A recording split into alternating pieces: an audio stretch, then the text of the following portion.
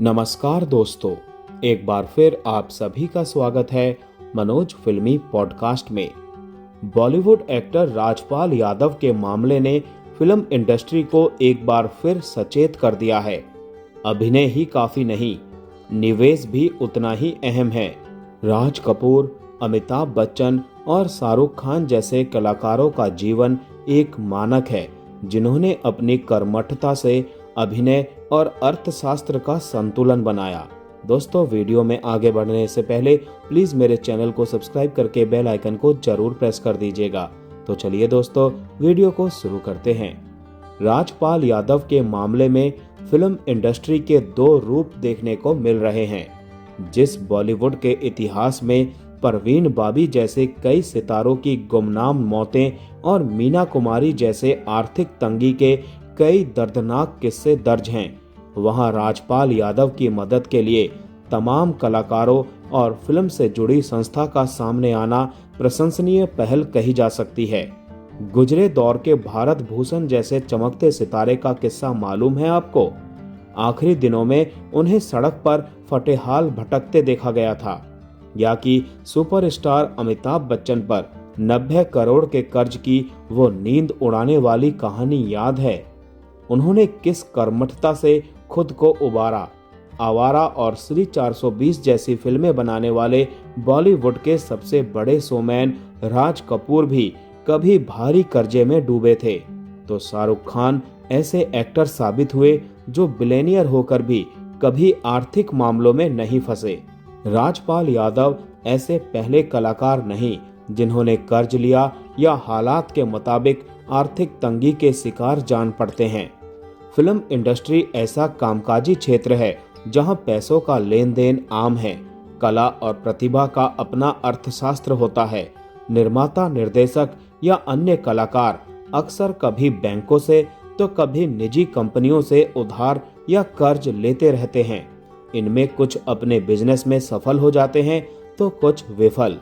गीतकार शैलेंद्र और silver screen के शहंशाह अमिताभ बच्चन से लेकर बादशाह शाहरुख खान तक बॉलीवुड के इतिहास में सभी तरह के नजीर हैं। वैसे राजपाल के कर्ज का मामला पिछले करीब 15 साल से चल रहा था। जब कोर्ट के आदेश पर राजपाल को तिहाड़ जेल भेजा गया तो साथी कलाकार मदद के लिए आगे आए। इंडस्ट्री की इस खूबसूरत पहल का स्वागत किया जाना चाहिए। सोनू सूद से शुरू हुई ये पहल दिल जीतने वाली है। पूरे मामले में राजपाल यादव की हीला हवाली पर भी सवाल उठे हैं, जिसके चलते ये मामला इतना लंबा खिंचा और 5 करोड़ का कर्ज ब्याज समेत 9 करोड़ तक पहुंच गया। बीच बहस में ये भी कहा जा रहा है कि राजपाल अगर गंभीरता से चाहते तो ये केस इतना लंबा नहीं खिंचता। मामला काफी पहले भी सुलझ सकता था।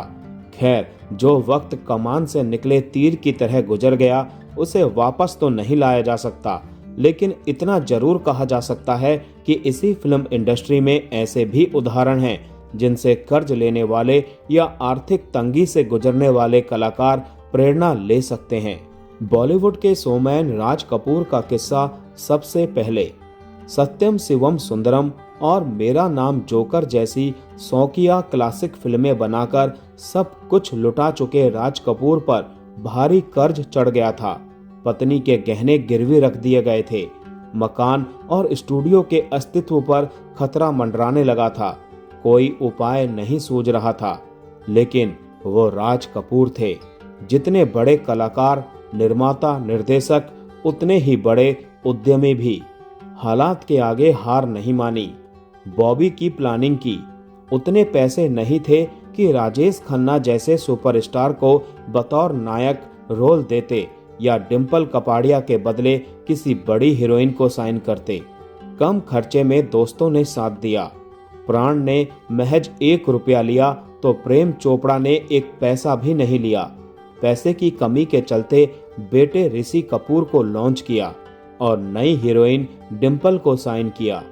उद्यमशीलता को वक्त ने भी साथ दिया और बॉबी की कामयाबी ने गर्दिश में डूबे उनके सितारे को फिर से चमका दिया।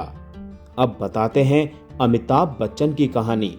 जंजीर, दीवार से लेकर शराबी और खुदा गवाह तक उनका दौर वन मैन इंडस्ट्री वाला रहा है। ऐसे में किसे अनुमान था कि ABCL कंपनी बनाकर वो कंगाल हो जाएंगे और 90 करोड़ का कर्ज उन पर चढ़ जाएगा।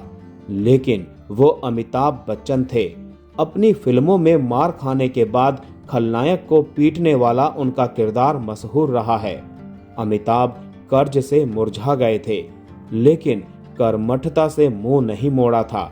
मेहनत करने की इसी ललक का परिणाम था KBC और इस शो की सफलता।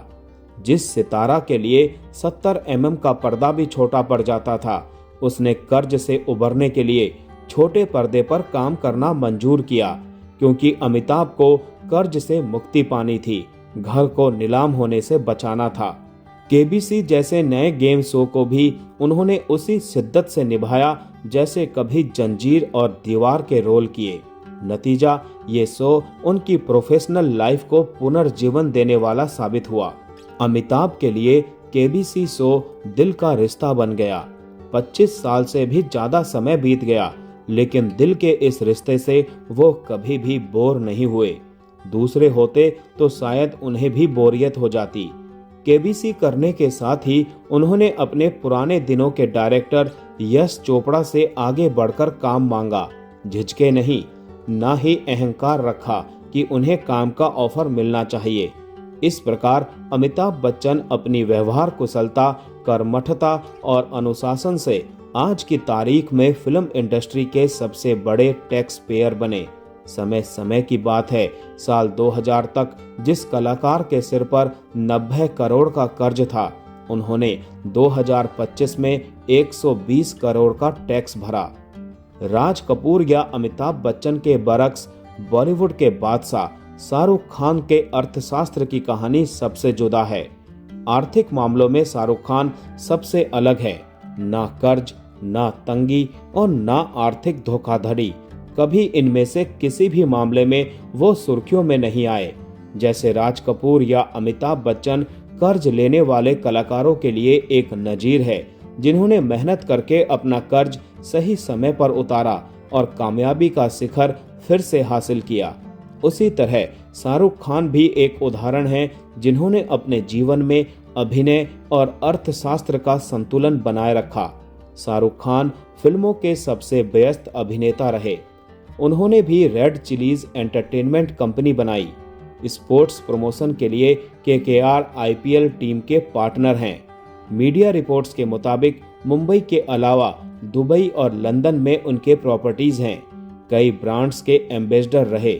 कुल मिलाकर हर मोर्चे पर करोड़ों का कारोबार है। मीडिया रिपोर्ट्स कहती है कि शाहरुख खान बिलियनियर क्लब में शामिल हो चुके हैं।